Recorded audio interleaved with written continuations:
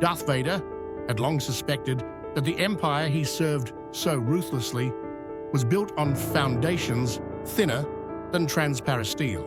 For years, he obeyed, first out of fear, then ambition, and finally habit. But as the galaxy groaned under the Emperor's tightening fist, Vader began to see cracks not just in the regime, but in the man who commanded it. Sidious had always been a master of manipulation, a puppeteer who wrapped invisible strings around the Force itself.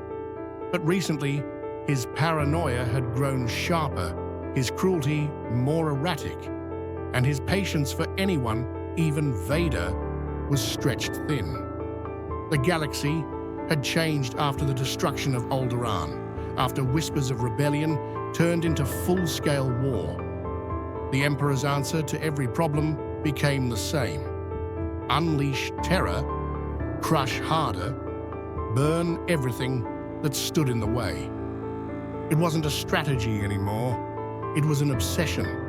And obsession, Vader knew well, could consume even the strongest minds. Yet it wasn't politics or philosophy that drove him to rebellion.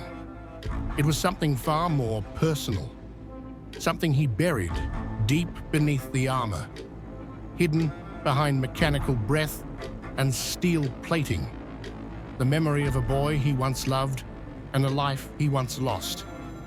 The Emperor, in all his cunning, had crafted Vader's destiny with lies, lies that now sat heavy on Vader's scarred soul. He realized the truth too late. Sidious had never intended for Vader to rule. He had never intended for Vader to grow beyond a weapon. The Emperor had groomed new apprentices all along, shadows Vader had sensed, then dismissed. The revelation was a wound, old yet suddenly fresh. Vader wasn't a partner, he was a tool, replaceable the moment he faltered. It was this betrayal, not the dreams of empire, that lit the spark of rebellion. Death Squadron, commanded by Vader for years, had grown loyal to him, not by fear, but by respect. These were men hardened by brutal campaigns, whose lives had been saved more than once by Vader's terrifying efficiency and unwavering presence on the battlefield. They had seen him enter firestorms and return without a singe on his cape. They had witnessed him turn hopeless battles into victories through sheer force of will. And so, when Vader began gathering them in secret, ship captains, stormtrooper commanders, logistical chiefs, navigational specialists, they listened. He did not speak to them of freedom or justice. Those were words for rebels. Vader spoke instead of survival, strength, and the future of a galaxy that had grown weary of the Emperor's madness. A future he believed he could forge with his own hand. The coup itself began in whispers. Forbidden transmissions, coded signals, private meetings in dead sectors where sensors couldn't reach. Vader's plan relied not on overwhelming force, but precision. Seize key fleets, disrupt communications, take Coruscant before the Emperor could react. Death Squadron was to be the sword, aimed at Palpatine's throat. But ambition is a fragile thing easily undone by fear. Admiral Ozzel, one of Vader's oldest officers, had seen enough war to know what failure meant. He feared the Emperor more than Vader, feared being labeled a traitor should the coup falter. And so, Ozzel did what frightened men so often do. He chose betrayal. He encoded a secret report and sent it along restricted channels, hoping Palpatine would shield him in exchange for the information. The Emperor received it with chilling silence, but Ozzel's fate was sealed the moment the message left his hands. The Emperor had known. Vader had suspected, and now the galaxy would burn for it. When the Emperor responded, he did so with power, the likes of which no living being had ever seen unleashed. A force storm, Not a metaphor, not an expression, a literal rending of space, a vortex born from the Emperor's mind, swirling with lightning that bent reality itself.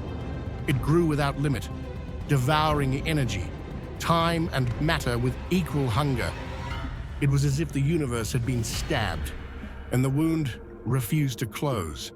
The storm appeared near Yabal Opa, where Death Squadron had gathered in anticipation of their strike. It emerged first as a pulsating shimmer, then as a maelstrom miles wide, spiraling faster and faster until its edges blurred into a single impossible color, the shade of pure destruction.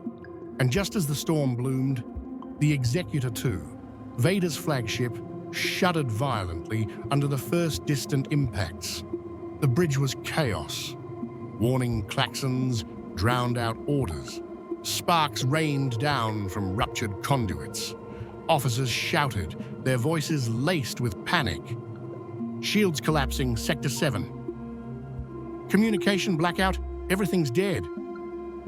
The storm is accelerating toward us. Its trajectory is unnatural.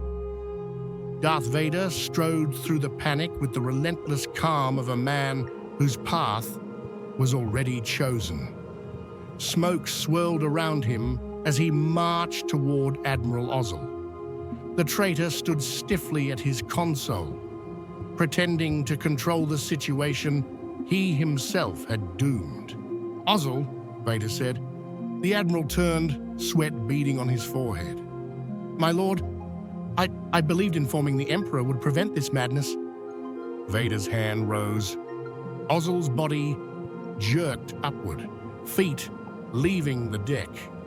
His throat convulsed under an invisible grip. "You believed," Vader hissed, "that betraying me would save your life."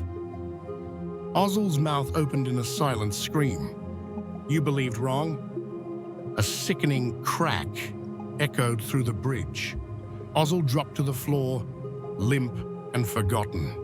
Officers looked on, terrified but relieved. Ozzel had been the traitor, the saboteur. His death meant direction. Vader meant survival.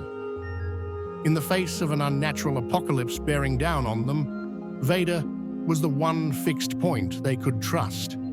"Status?" Vader demanded. A junior officer swallowed hard. "The Emperor's storm is expanding exponentially. At its current rate, it will consume this entire system." "Then we leave the system," Vader said simply. "Coordinates?" asked a navigator. "Anywhere." A stunned silence fell. "You suggest a blind jump," the officer said quietly. "There is no telling where it will take us, if we even survive." Vader turned toward the viewport. The storm lit the darkness in flashes of white, blue, and sickly violet. Each strike seemed to claw at the hull, tugging the fleet closer. They had minutes left, if that. "The Emperor has chosen to destroy us," Vader said, "but I will not allow him that victory." He paused only for a breath, yet in that breath, the fate of countless lives shifted. "Better to be lost among stars," he said, "than kneel to a broken throne." The moment hung suspended in the air. Officers looked at each other, fear turning slowly into resolve. Inferior men would have run. Smarter men would have surrendered. But Death Squadron had never been composed of either. "Alert the fleet," Vader ordered. "Prepare all ships for immediate hyperspace jump. Plot no destination. Engage as soon as engines are ready." A chorus of acknowledgements filled the bridge. The storm grew louder, though sound should not have carried through vacuum. Its lightning lashed out in tendrils, tearing open space like ripping paper. Fragments of reality twisted and folded into the vortex's hungry core. Vader felt the force ripple violently, its currents screaming warnings and possibilities. Beyond the storm's veil, he sensed pathways, fractured, infinite, dangerous. But he also felt something else. The faintest whisper of destiny. A path not yet written. Lord Vader, an officer called, "All ships report readiness." Vader gave only a slight nod. "Jump."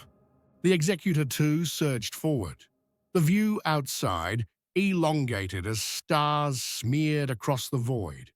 The storm wrapped around the ship, then swallowed it whole. One by one, the massive triangular silhouettes of the Death Squadron disappeared into the storm. Red lightning lashed their hulls. Time bent around them, warping, twisting, distorting. Some ships vanished with a flash. Others flickered like fading memories. Inside the Executor II, the bridge shook violently. Men gripped consoles as gravity seemed to reorient itself in every direction at once. Then silence.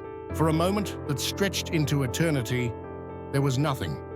No light, no sound, no matter. Only the sensation of falling through a void where time had no meaning. Vader felt the Force swirl around him, thick and turbulent. He felt the Emperor's rage stretching across the galaxy, reaching for him through the storm with claws of lightning. But the storm broke, not with an explosion, not with a tear, but with a soft, sudden release. The Executor II emerged into a new sky, stars unfamiliar, constellations meaningless, a galaxy that felt ancient and foreign even to Vader's senses. Space around them hummed with energies unlike the hyperlanes or nebulae of their home galaxy. Death Squadron drifted in this strange new darkness like ghosts. One destroyer burned, another spiraled silently, engines dead. But most of the fleet remained intact, shaken but alive. We made it," whispered an officer. "Yes," Vader said, "but we are not where we began." He felt something distant, like an echo across the Force. A presence not of the Emperor, nor the Jedi, but something else. Vast, ancient, structured like a machine, yet alive with purpose. It watched, it waited, it called. Death Squadron had not escaped the Emperor. They had been delivered to a new battlefield. Their destiny had shifted, and Vader, once again, stood at the center of a turning galaxy.